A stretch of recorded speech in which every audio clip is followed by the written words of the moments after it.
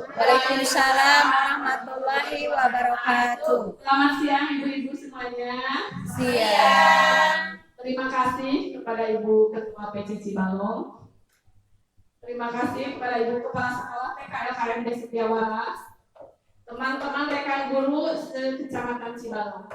9 dari TKL Setiawaras, Kecamatan Cibalong, Kabupaten Tasikmalaya akan menyebarkan pemahaman dan menerapkan pengalaman tentang diseminasi modul budaya positif.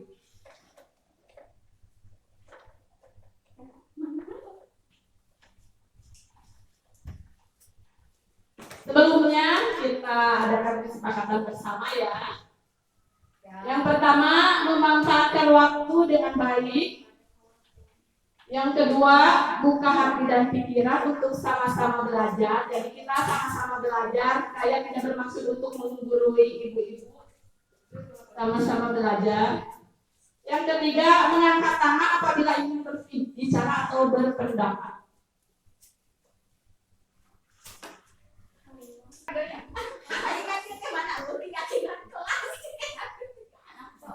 Assalamualaikum.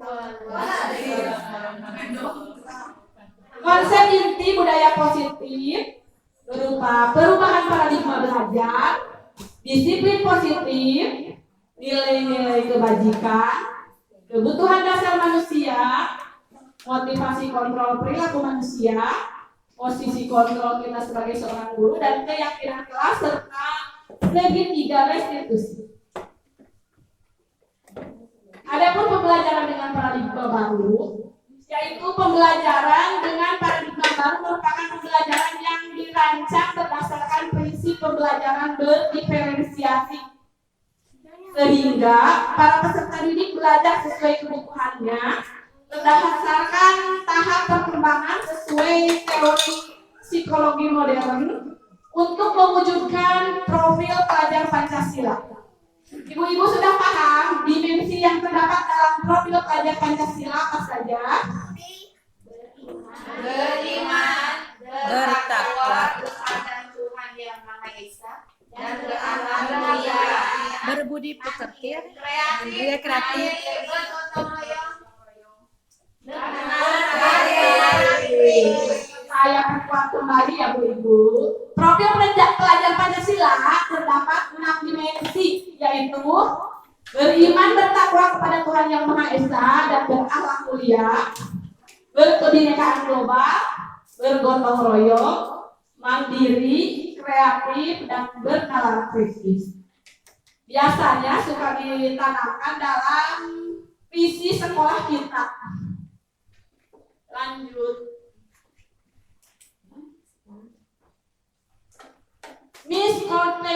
Miskonsepsi tentang teori kontrol. Ilustrasi selama ini yang tergambar dalam pikiran kita, guru yang seharusnya mengontrol murid. Betul Ibu? betul, Ilusinya semua penguatan positif efektif dan bermanfaat. Kita berpendapat kalau penguatan positif selalu efektif dan bermanfaat. Bahwa kritik dan membuat merasa bersalah mampu menguatkan karakter. Kita merasa kalau kita membuat murid merasa bersalah, kita sudah berhasil membuat karakter murid menjadi bagus. Ya kan Ibu-ibu?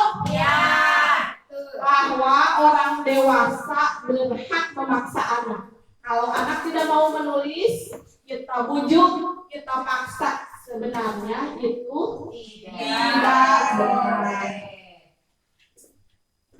Untuk mengubah paradigma stimulus respon ke pendekatan teori kontrol, stimulus respon, realitas kebutuhan kita sama. Kita berpendapat bahwa kebutuhan semua orang sama. Padahal menurut teori kontrol, realitas atau kebutuhan kita berbeda. Semua orang melihat hal yang sama. Padahal kalau menurut teori kontrol, semua memiliki gambaran yang berbeda. Kita mencoba merubah orang agar berpandangan sama dengan kita, terutama kepada peserta didik ya ibu-ibu. Padahal kita harusnya berusaha memahami pandangan orang lain tentang dunia supaya anak itu bernalar kritis, kebinekaan global. Perilaku buruk dilihat sebagai satu kesalahan. Kalau ada anak yang perilakunya buruk, kita menganggap dia salah. Padahal semua perilaku yang anak-anak maupun orang dewasa lakukan tentunya memiliki tujuan. Orang lain bisa mengontrol saya, padahal hanya Anda atau hanya kita yang bisa mengontrol diri sendiri. Saya bisa mengontrol orang lain, padahal kita tidak bisa mengontrol orang lain. Maaf ya ibu-ibu, kalau Anda berpendapat begitu.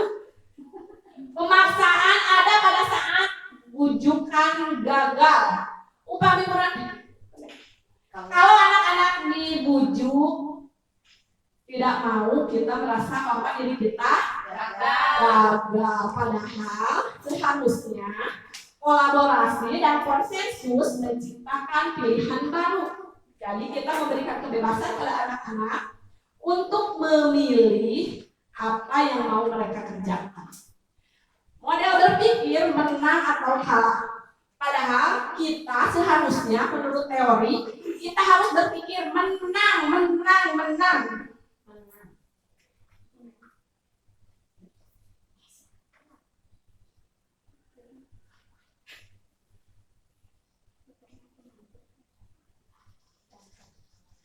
Apa yang terlintas dalam benak Bapak dan Ibu hebat tentang disiplin? Taat peraturan. Terus? Sudah? Ada yang berpendapat lain tentang disiplin? Menempatkan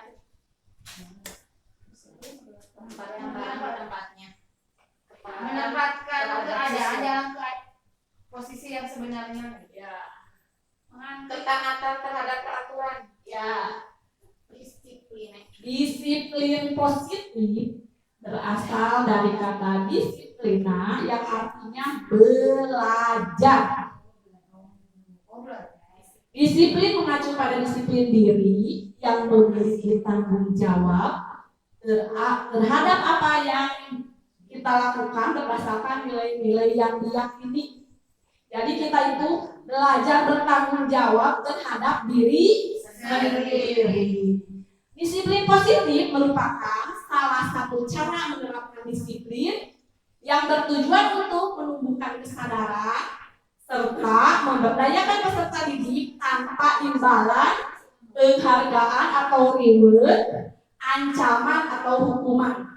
Sebenarnya kalau kita memuji anak menurut teori tidak boleh. Terus kalau kita memberi penghargaan atau reward meskipun hanya berupa bintang atau nilai sebetulnya tidak diperkenankan. Apalagi kalau kita memberikan ancaman dan hukuman. Sebagai peserta didik, sebagai pendidik, tujuan kita adalah menciptakan peserta didik yang memiliki disiplin diri sehingga mereka berperilaku mengacu kepada nilai-nilai kebijakan universal dan memiliki motivasi intrinsik dalam perubahan perilaku ke arah yang lebih baik. Nilai-nilai kebajikan adalah nilai-nilai yang sifatnya positif bagi manusia, yang merupakan tujuan mulia yang ingin dicapai oleh setiap individu. Kita tidak bisa menutup mata kalau kita, untuk diri kita sendiri juga, kita menginginkan nilai yang positif, ya Bu Ibu? Iya.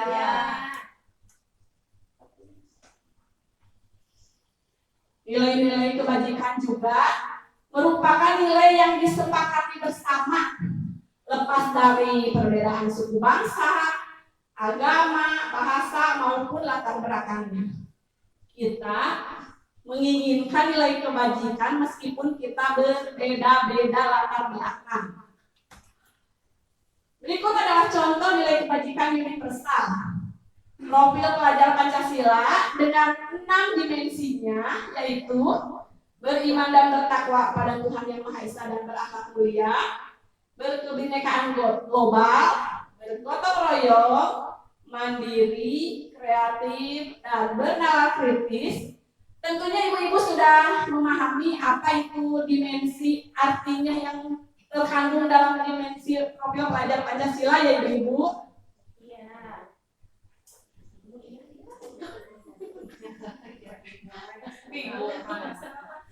Contoh nilai kebajikan lainnya, IBO Primary Year Program atau PYP terdiri dari toleransi, rasa hormat, integritas, mandiri, menghargai, antusias, empati, keingintahuan, kreatif, kerjasama, percaya diri, dan komitmen.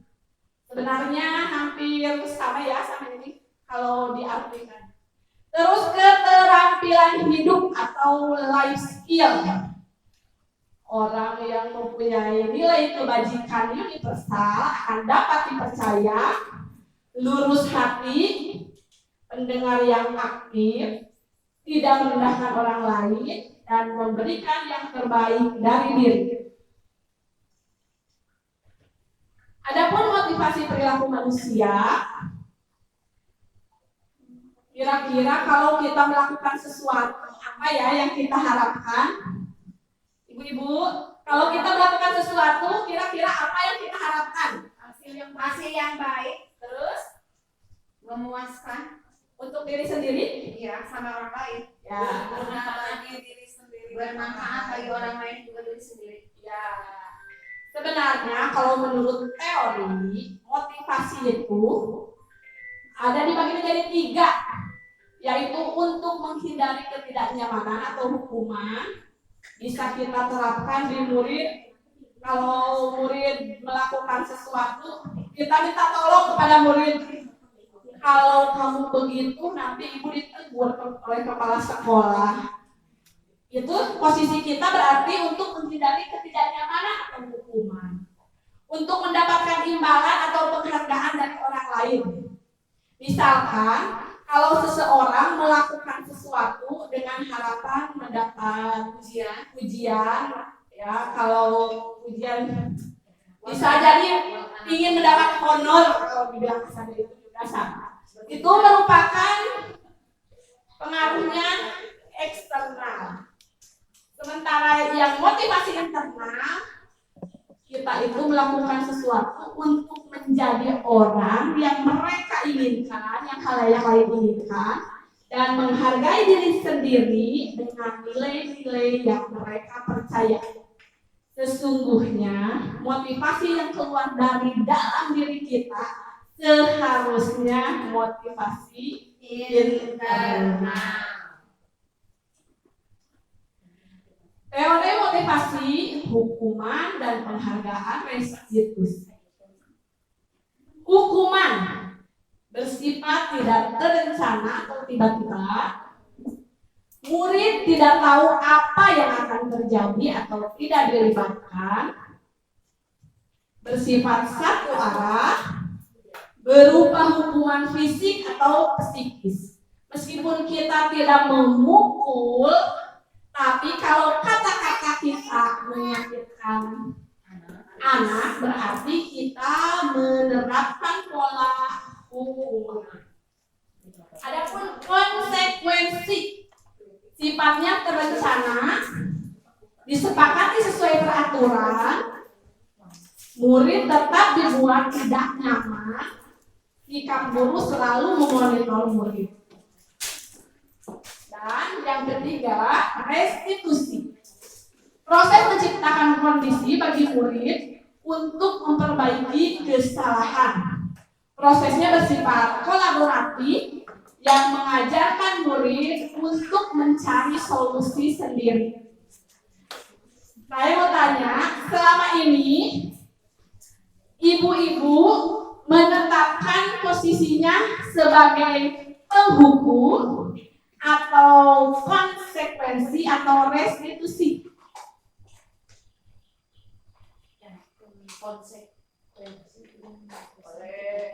Konsekuensi hukuman sejarah Sebenarnya konsekuensi juga kadang-kadang berupa hukuman lembut, ya. Berupa hukuman tapi bersifat lebih lembut, ya, karena anak tetap merasa tidak nyaman. Seharusnya kalau menurut teori kita menyelesaikan masalah dengan restitusi, sebab kita menciptakan proses kondisi murid untuk memperbaiki kesalahannya, bukan disalahkan. Terus kita berkolaboratif untuk mencari solusi bersama murid. Kita juga bisa berada di posisi dihukum oleh penghargaan, bahwa penghargaan berlaku sama dengan hukuman. Dalam arti meminta atau membujuk seseorang melakukan sesuatu untuk memenuhi suatu tujuan tertentu dari orang yang diminta atau membujuk. Dorongannya eksternal dan ada faktor ketergantungan. Kalau kita memuji seseorang, memberi penghargaan, jadi anak teh akan memiliki ketergantungan. Kalau kita memberi nilai pada anak, misalkan kemarin diberi nilai 4, besoknya kalau tidak 4, anak teh akan merasa kehilangan. Jadi down. Konsekuensi sudah terencana atau disepakati, sudah dibahas dan disetujui oleh murid dan guru. Umumnya bentuk-bentuk konsekuensi dibuat oleh pihak guru atau sekolah, dan murid sudah mengetahui sebelumnya konsekuensi yang akan diterima bila ada pelanggaran. Misalkan kalau seorang murid datang terlambat, kita mencoba menegurnya dengan, kamu kan tahu kalau kamu datang terlambat kamu akan begitu, akan disuruh itu namanya konsekuensi. Jadi hukuman kene tapi lembut yang sudah sepakati. ya. Ini mohon ibu-ibu jawab, ya. Ini termasuk hukuman atau konsekuensi. Mencatat 100 kali di dalam buku kalimat, saya tidak akan terlambat lagi. Hukuman.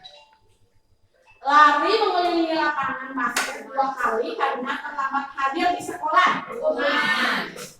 Murid diminta untuk push up 15 kali karena tidak menggunakan masker ke sekolah. Hukuman. Menggantikan kertas tugas teman yang telah dicoret-coret. Hukuman. Konsekuensi. Membersihkan tumpahan air di meja tulis karena kesehatan belajar. Murid disuruh untuk mengenakan sepatu seharian di sekolah karena tidak mengenakan sepatu hitam. Konsekuensi kan sudah ada aturannya, ya. Lari mengelilingi lapangan basket 2 kali karena terlambat 10 menit. Berikut 9 ciri restitusi. Restitusi itu bukan untuk menebus kesalahan, namun untuk belajar dari kesalahan, untuk memperbaiki hubungan. Konsep restitusi itu menuntun untuk melihat ke dalam diri. Restitusi berupa tawaran, bukan paksaan. Restitusi mencari kebutuhan dasar yang mendasari tindakan. Restitusi diri adalah cara yang paling baik untuk fokus pada karakter, bukan tindakan. Restitusi fokus pada solusi. Restitusi mengembalikan murid yang berbuat salah pada kelompoknya.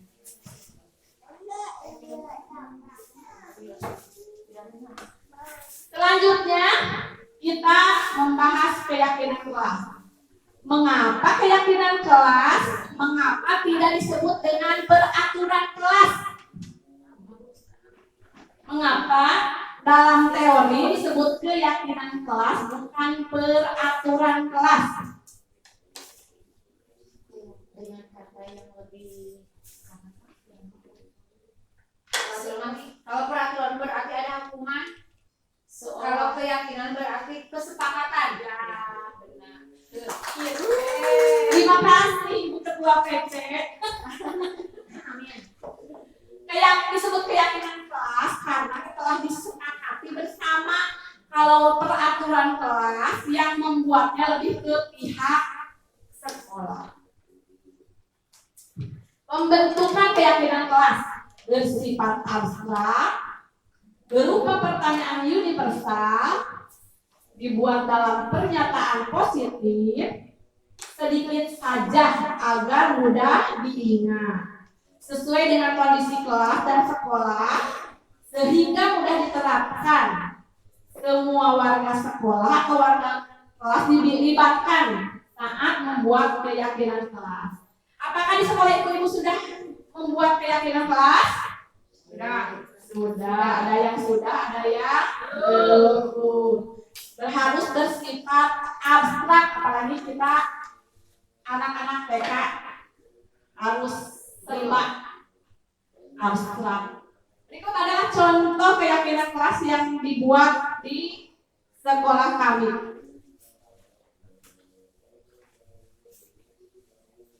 Kami bersama anak-anak membuat keyakinan kelas.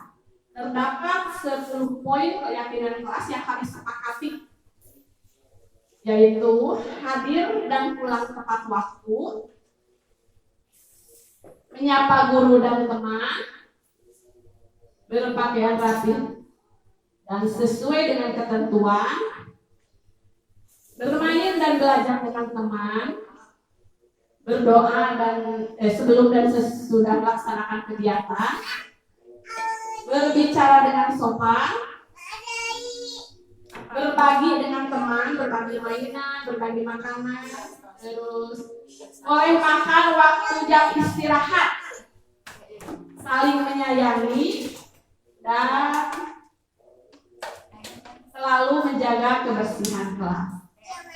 Keyakinan kelas ini kami buat bersama-sama dengan anak-anak.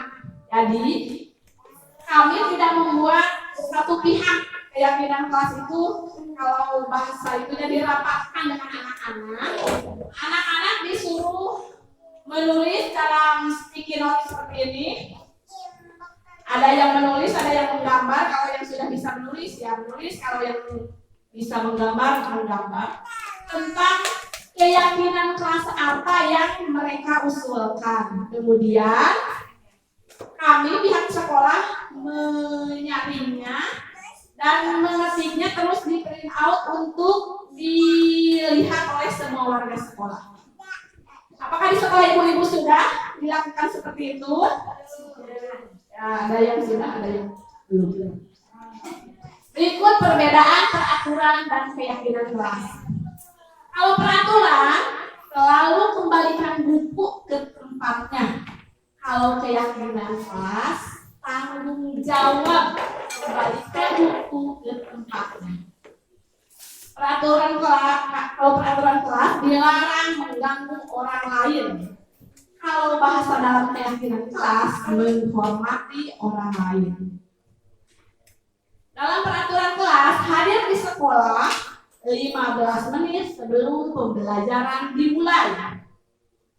Kalau dalam keyakinan kelas menghormati orang lain, berkomitmen. Dalam peraturan kelas dilarang melakukan kekerasan. Kalau dalam keyakinan kelas keselamatan dan menghormati orang lain. Kalau bahasa dalam peraturan kelas dilarang menggunakan narkoba. Kalau dalam keyakinan kelas jaga kesehatan. Kalau dalam peraturan kelas bergantian atau menunggu giliran. Kalau dalam keyakinan kelas menghormati orang lain, dan bersabar. Kalau dalam peraturan kelas, gunakan masker. Kalau dalam keyakinan kelas, kesehatan, keselamatan. Kalau dalam peraturan kelas, jangan berlari di kelas atau koridor. Dalam keyakinan kelas, keselamatan dan keamanan. Tentunya ibu-ibu bisa membedakan ya, apa perbedaan peraturan dan keyakinan. Dari segi bahasa juga kita sudah bisa membedakannya. Berikutnya, 5 kebutuhan dasar manusia. Sebagai manusia tentunya kita tahu kita mempunyai beberapa kebutuhan dasar yang harus dipenuhi. Boleh? Ada yang mau berpendapat dulu? Kebutuhan dasar yang paling urgent untuk dipenuhi. Makanan. Boleh? Pakaian. Tempat tinggal. Nah, berarti yang ibu-ibu sebutkan tadi adalah kebutuhan dasar untuk bertahan hidup. Selain untuk bertahan hidup, kita juga memiliki kebutuhan untuk memperoleh kasih sayang dan rasa diterima. Kita juga membutuhkan penguasaan. Maksudnya bukan untuk menguasai orang lain, tetapi kita mempunyai harga diri, keinginan dalam diri kita untuk dianggap, berprestasi, dan diakui. Terus kita juga mempunyai kebutuhan dasar kebebasan. Maksudnya bukan kita bebas tanpa keyakinan atau tanpa aturan ya ibu-ibu. Kita mau bebas untuk hidup mandiri, memiliki pilihan, mencoba hal baru atau berinovasi, dan mampu mengendalikan arah diri. Yang kelima, kebutuhan kesenangan. Apa ibu-ibu mempunyai kebutuhan kesenangan? Mempunyai. Yang terbesar kebutuhan untuk kesenangan yaitu bermain, humor, antusiasme, dan tertawa. Healing. Jadi kebutuhan dasar manusia adalah segala sesuatu yang kita lakukan untuk mendapatkan apa yang kita inginkan. Seluruh tindakan yang kita lakukan tentunya memiliki tujuan. Kemudian semua usaha terbaik yang kita lakukan adalah dalam rangka agar kebutuhan dasar kita bisa terpenuhi dengan baik. Kita tidak akan mau melakukan sesuatu kalau tanpa tujuan. Sebagai seorang guru, kita memiliki 5 posisi kontrol. Sebagai penghukum, sebagai pembuat rasa bersalah, sebagai teman untuk murid, sebagai pemantau atau sebagai manajer. Di posisi manakah ibu-ibu hari ini berada? Teman? Boleh? Terus? Pemantau. Pemantau boleh. Jangan sampai penghukum. Manajer. Posisi yang terbaik adalah sebagai seorang manajer. Contoh penerapan 5 posisi kontrol guru. Jika kasusnya siswa tidak memakai atribut lengkap saat upacara, hormat pada bendera selama 1 jam, itu berarti kita berada di posisi sebagai penghukum. Jika kita menerapkan berapa kali ibu bapak harus memberitahu kamu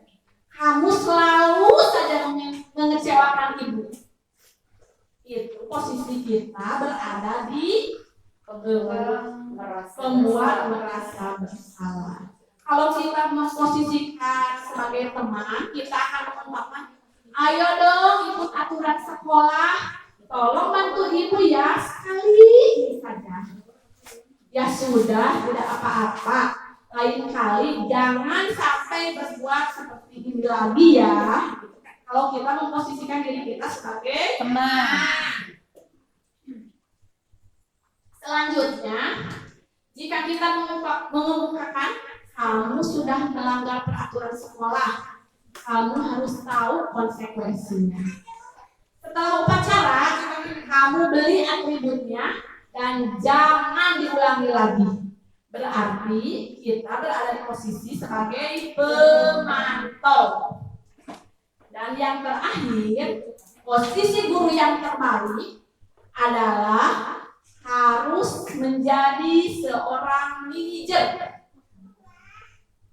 Pernyataan yang bisa kita kemukakan, apakah kamu tahu kesalahan kamu? Kira-kira bagaimana kamu memperbaiki kesalahanmu? Nah, itu kita berada di posisi manajer. Jadi kita dalam posisi manajer itu mengajarkan kepada anak untuk bertanggung jawab dengan memperbaiki kesalahannya dan mencari solusinya. Selanjutnya, segitiga restitusi.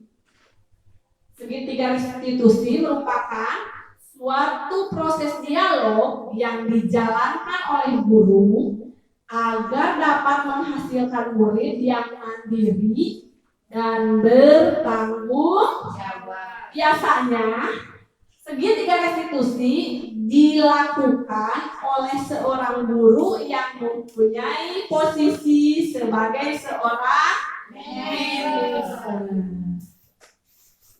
Tahapannya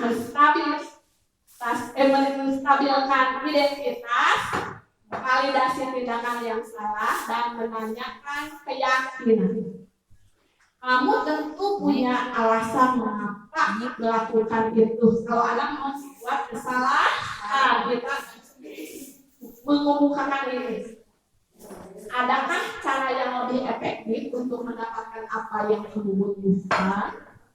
Keyakinan kelas apa yang telah kita sepakati? Kamu ingin menjadi orang yang seperti apa? Tahapan segitiga restitusi itu seperti ini ya Ibu. Jadi kita menstabilkan dulu identitas dengan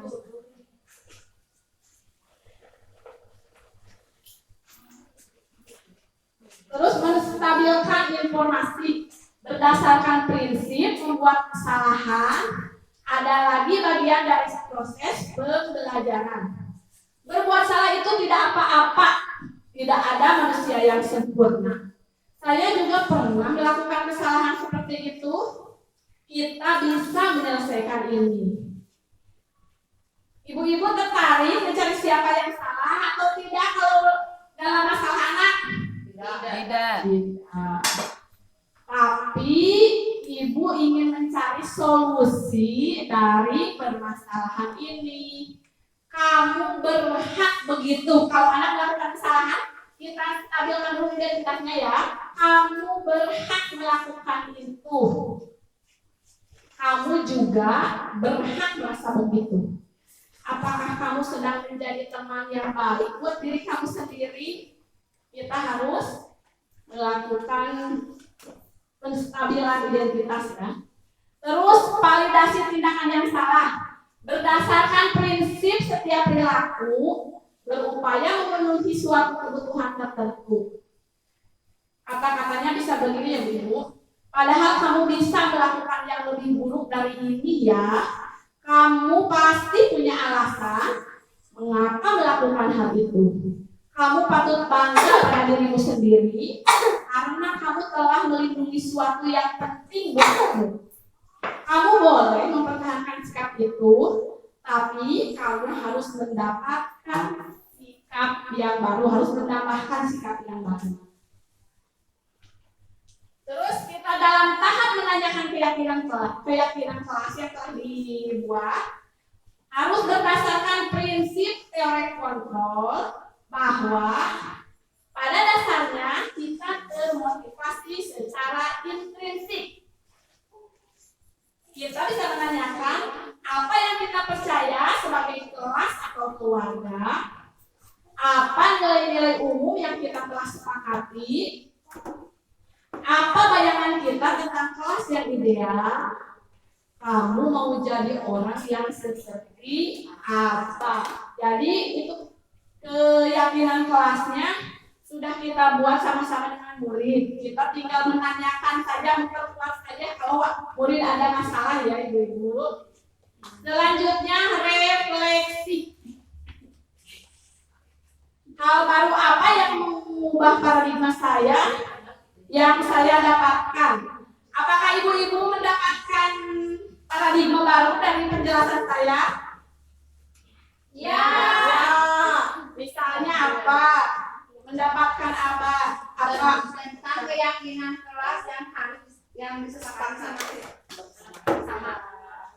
Perasaan apa yang muncul selama mengikuti sesi ini, khususnya mengenai makna disiplin dan motivasi intrinsik? Senang sekali. Senang karena mendapatkan ilmu keyakinan dan apa yang tidak bisa peraturan. Mudah-mudahan bisa saya terapkan di sekolah saya. Ya, terima kasih ibu-ibu.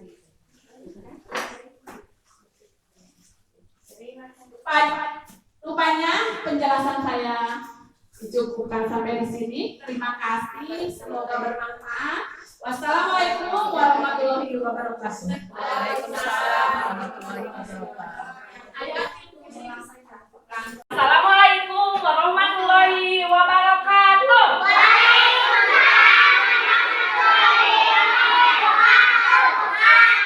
Selamat pagi anak-anak soleh dan solehah. Semangat pagi. Yeay, masih semangat? Hari ini kita akan membuat keyakinan kelas. Apa ya keyakinan kelas itu? Oh, kebaikan.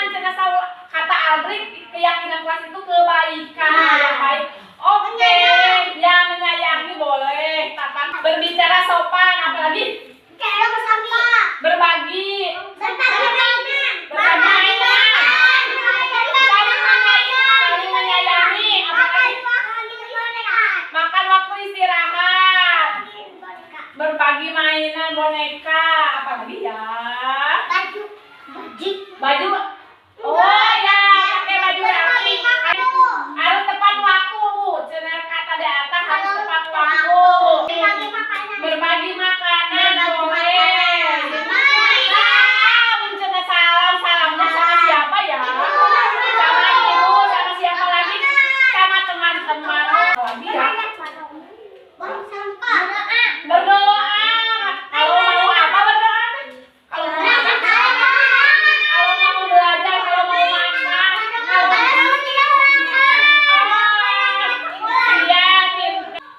berbicara sopan. Sekarang kalian boleh bikin gambar atau tulisan. Kalau yang udah bisa menulis boleh ditulis aturan apa yang mau kalian tulis. Tapi kalau yang belum bisa menulis boleh dengan gambar. Nanti dikasih ke ibu, sama ibu ditanya ini apa maksudnya. Oke? Are you ready? Nah, boleh ditempel di sana sama ibunya ya.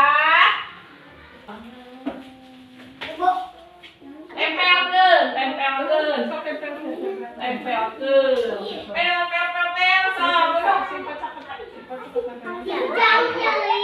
Oh, sok iya sok duduk.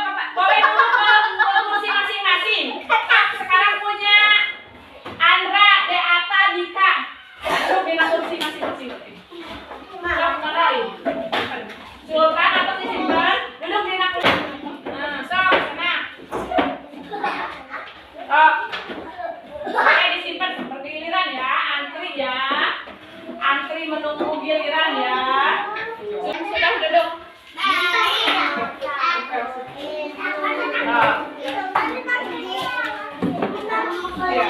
duduk. Boleh duduk, nanti ibu bacakan ya. Bagus. Oh, ya. Makasih Eca. Pintar. Pintar. Yuk.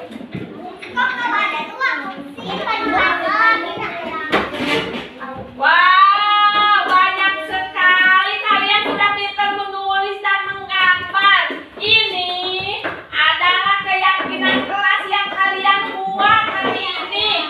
Ada yang menulis saling menyayangi. Ada yang menulis datang tepat waktu. Ada yang menulis berbagi makanan dan mainan. Ya. Ada yang menulis apa lagi ya? Buang sampah, pinter. Ada yang menggambar baju. Oh, yang menggambar baju pakaian rapi, pinter. Ada yang bergambar berdoa.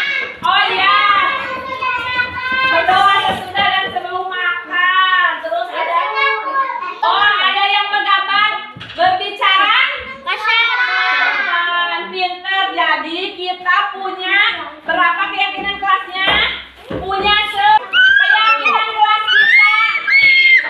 Keyakinan kelas kita itu jadi hadir tepat waktu, datang dan pulang tepat waktu. Terus ada yang menulis menyapa.